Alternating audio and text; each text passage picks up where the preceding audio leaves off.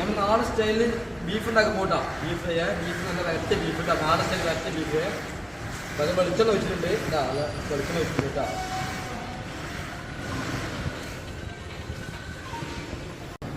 നമ്മൾ ഉരുളി ചൂടായി, വെളിച്ചെണ്ണ ചൂടായി കൂട്ടാ. ഇതിലേക്ക് ഉരുവട ഉരുവട്ട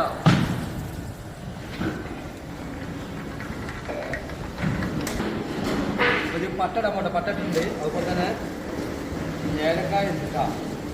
ഏലക്കായ ഇല്ല, ഏലക്കായ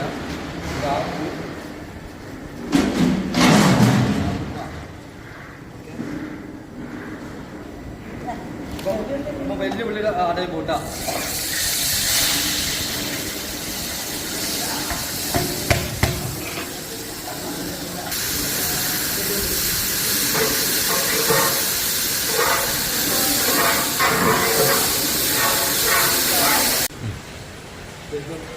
പച്ചമുളക് കാണാൻ കൊടുക്കാം.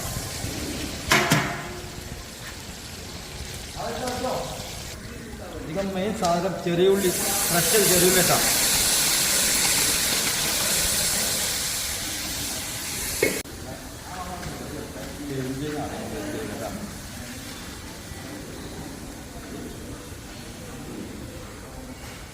വെളുത്തുള്ളി അറിയണ്ട, വെളുത്തുള്ളി അരച്ചത്,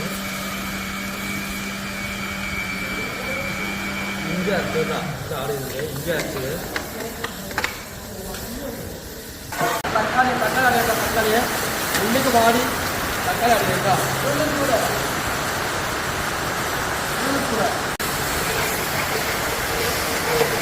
ബീഫിന് നല്ല ക്യാപ്സിക്കം അറിയണ്ട. ക്യാപ്സിക്കം കേട്ടാ, ക്യാപ്സിക്കം ഉണ്ടായിരുന്നു ബീഫിൽ കേട്ടാ. അപ്പം ഉള്ളി തക്കാളി എല്ലാം റെഡി ആയിട്ടുണ്ട്. അപ്പം ഇനി ഇതിലേക്ക് മെയിൻ ഹൈലൈറ്റുള്ള നമ്മളെ തേങ്ങക്കൊത്ത് ഇടാൻ പോകും കേട്ടോ. ബീഫിലേക്കുള്ള മെയിൻ സാധനമാണ് തേങ്ങക്കൊത്ത് കേട്ടോ.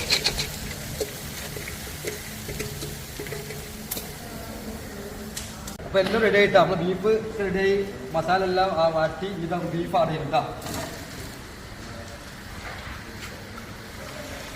വേവിച്ച് ബീഫ് ഇതിലോട്ട് ആഡ് ചെയ്യണ്ട മസാല.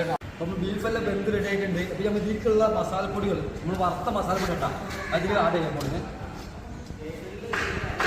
ഓക്കെ, ചപ്പ് പുതിനൊക്കെ ഗാർണിഷ് വേണ്ടിയിട്ടാണ് ഇത്. നമുക്ക് 80 കിലോ ഉണ്ട്. 80 കിലോനാണ് ബീഫ് കേട്ടോ. 80 കിലോ ബീഫ് അതിലേക്ക് ഉള്ളത്. എല്ലാം റെഡി ആയിട്ടുണ്ട്. ഇനി ജസ്റ്റ് ഒരു ഗരം മസാല ഇടാണ്ടാവും കേട്ടോ.